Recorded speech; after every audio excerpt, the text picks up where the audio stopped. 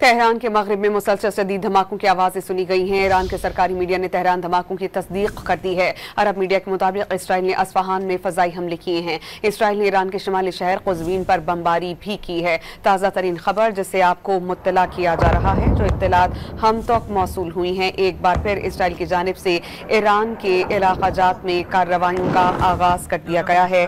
Israel ने Iran के शिमाली शहर क़ुज़वीन पर बमबारी कर दी है। इसराइल ने अस्फहान में भी फ़ज़ाई हमले किए हैं और अरब मीडिया इस चीज को रिपोर्ट कर रहा है।